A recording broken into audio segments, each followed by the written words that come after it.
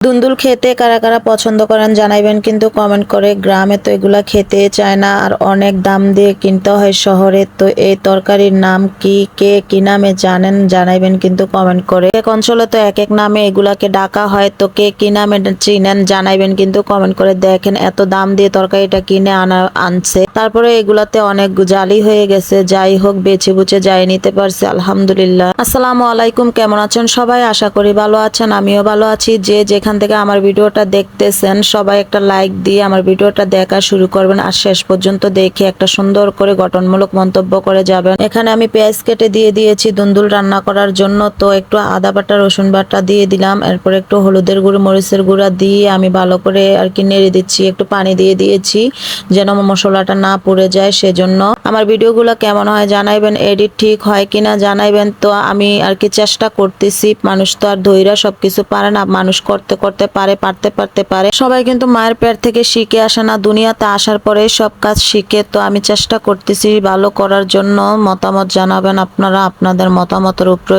এই ফেসবুক প্ল্যাটফর্মে আসছি কাজ করতে, অনেক শখ করে, অনেক আশা করে। বড় বড় ইউজার যারা আছেন সবাইকে একটা অনুরোধ, সবাই আমাদের এই ছোট ছোট ইউজার যারা আমরা আছি সবাইকে একটা লাইক কমেন্ট করে আমাদেরকে একটু সাপোর্ট করবে। তো আপনাদের কাছে অনুরোধ, কেউ হিংসা নিন্দা না করে সবাই সবাইকে সাপোর্ট করেন। হিংসা নিন্দা হচ্ছে পত্তন, কেউ অহংকার করবেন না, অহংকার হচ্ছে আল্লাহর গায়ের চাদর। সবাই সবাইকে সাপোর্ট করেন, অহংকারীদেরকে আল্লাহ পছন্দ করেন না। কথা বলতে বলতে আমার রান্নাটা হয়ে গেছে। দুন্দুলে আমি পানি দিয়ে দিয়েছি, মাছগুলোও দিয়ে দিয়েছি। মাছটা ছিল রুই মাছ, আর রুই মাছ খেতে কারা কারা পছন্দ করেন জানাইবেন কিন্তু কমেন্ট করে। আমার তো ভীষণ পছন্দ, আমার ছেলে মেয়ের কিন্তু একদমই পছন্দ না। রুই মাছে কিন্তু প্রচুর কাঁটা থাকে, সেজন্য আমার ছেলে মেয়ে পছন্দ করে না। ফার্মের মুরগি আমি ভেজেই রান্না করি, সবসময় ভেজে যদি রান্না না করি আমার খেতে ভালো লাগে না, কেমন জানি লাগে। কিভাবে রান্না করে খেতে বেশি পছন্দ করেন জানাইবেন কিন্তু কমেন্ট করে। আর এখানে আমি মুরগি রান্না করবো, সেজন্য মশলাটা কষিয়ে নিচ্ছি। তো আমার মশলাটা কষানো শেষ, আমি এখন আলুগুলো দিয়ে দিলাম। আলুগুলো দিয়ে আমি ভালো করে কষিয়ে নিয়েছি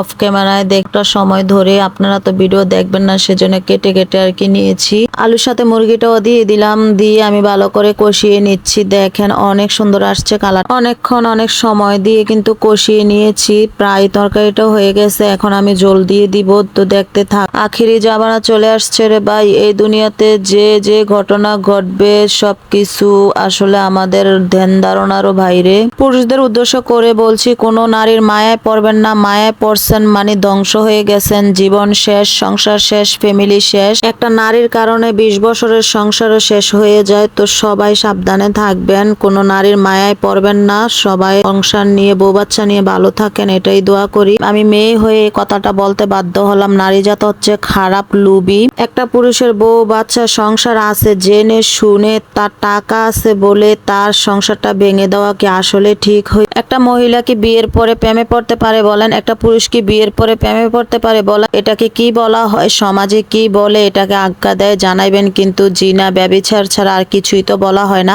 ওইসব মহিলারা নিজের সংসার ভাঙে, একে একে 2টা সংসার ভাঙে, 2টার সাথে যদি বাচ্চা কাচ্চা থাকে কতগুলা জীবন নষ্ট করে দেয় এসব মহিলারা। কোনো ভালো বংশের ছেলে, শিক্ষিত ছেলেরা 2টা 3টা বিয়ে করবে না লুচ্চা ছাড়া। তাহলে হাজার হাজার কোটি টাকার মালিক যারা, তারা তো পারলে 1000টা রক্ষিতা রাখতে পারে, 50টা সংসার পালতে পারে। তো তারা কেন করতেছে না? তানিশাদের মতো নারীদের কাছ থেকে সবাই সাবধানে থাকবেন, বুঝলেন ভাইয়া? সবাই পুরো ভিডিওটা দেখবেন, শুনবেন, জানবেন, তারপরে মন্তব্য করবেন। আজকে ভিডিওটা এই পর্যন্তই, আল্লাহ হাফেজ।